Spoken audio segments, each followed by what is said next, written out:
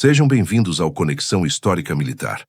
No vídeo de hoje, vamos entender como os aliados reagiram ao descobrirem os detalhes técnicos da V2, o primeiro míssil balístico do mundo, uma arma tão avançada que alterou para sempre os rumos da tecnologia de foguetes no pós-guerra.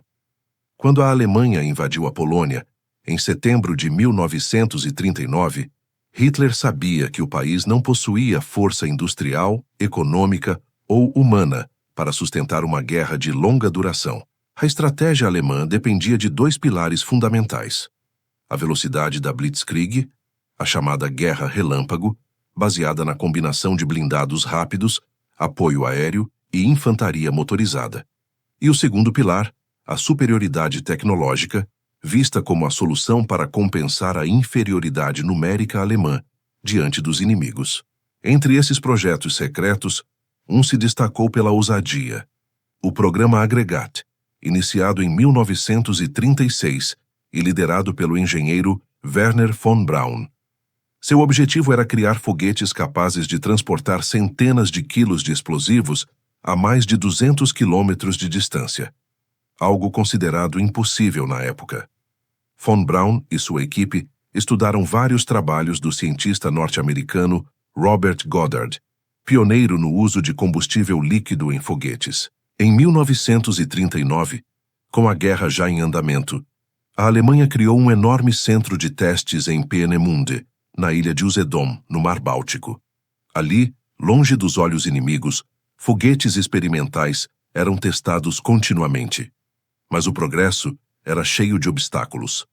Até meados de 1944, mais de 95% dos testes terminavam em falhas, explosões ou perda total do foguete. A complexidade do projeto era tão grande que até mesmo os cientistas envolvidos tinham dificuldade de dominar todos os seus sistemas. Ainda assim, informações sobre aquela misteriosa arma começaram a chegar aos aliados. A resistência polonesa, observando a região de Peenemünde, passou a enviar relatórios detalhados para a Inglaterra em 1943. Os britânicos inicialmente não acreditaram. Muitos consideravam impossível lançar um foguete tão grande, movido apenas a combustível líquido. Essa incredulidade mudou quando fragmentos de foguetes caídos em território polonês começaram a ser recuperados e enviados secretamente para Londres. Cada peça analisada revelava uma engenharia altamente avançada, muito superior às expectativas dos especialistas.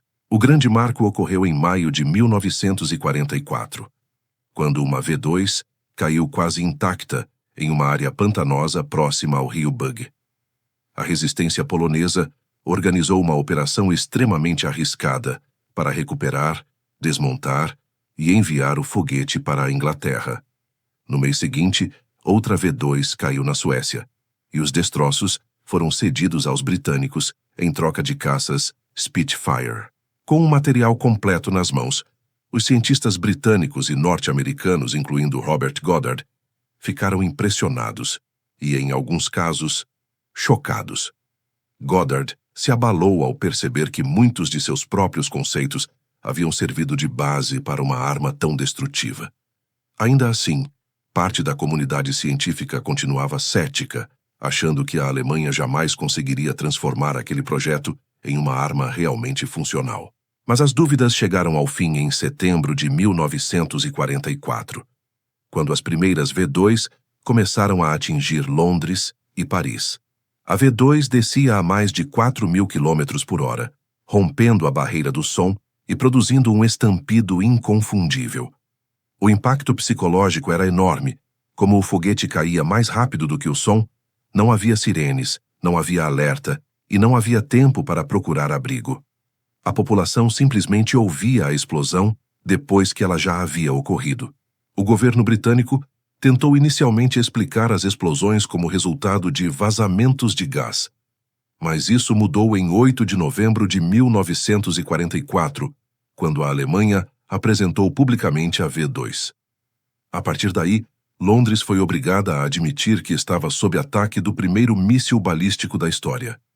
A V2 tinha aproximadamente 14 metros de altura, mais de 12 toneladas e um alcance de cerca de 300 quilômetros. Sua ogiva carregava quase 1.000 quilos de explosivos.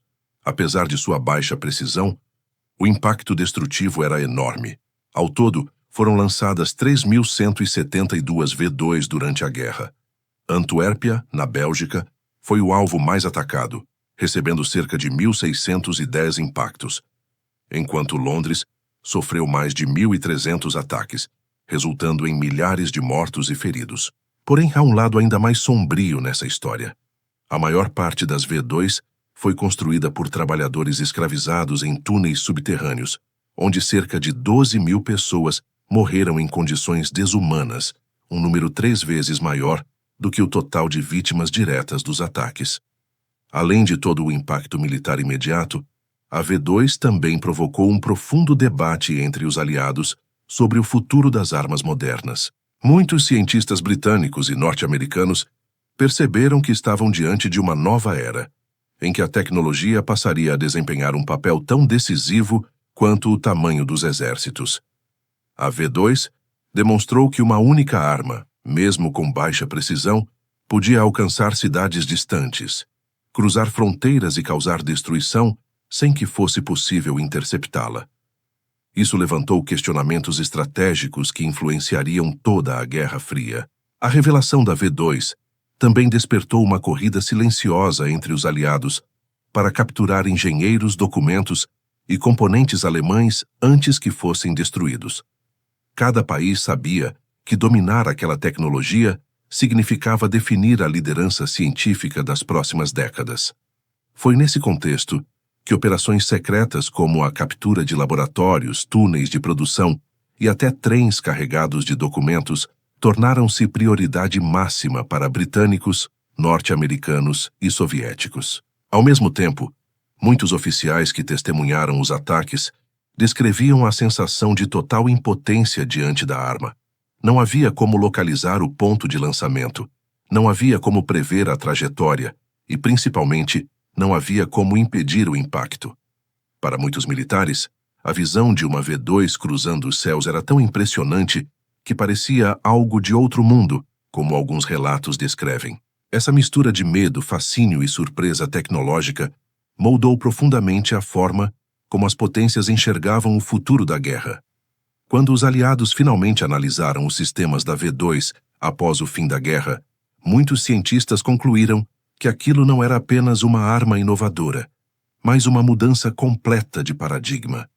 Estados Unidos e União Soviética abandonaram seus próprios foguetes experimentais e passaram a usar a V2 como base para todos os avanços posteriores.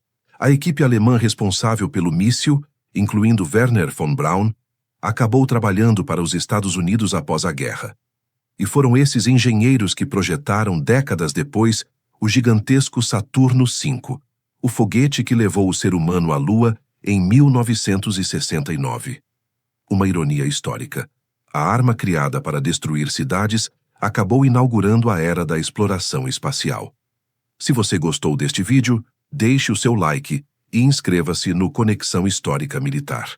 O seu apoio nos ajuda a continuar trazendo conteúdos como este. Muito obrigado e até o próximo vídeo.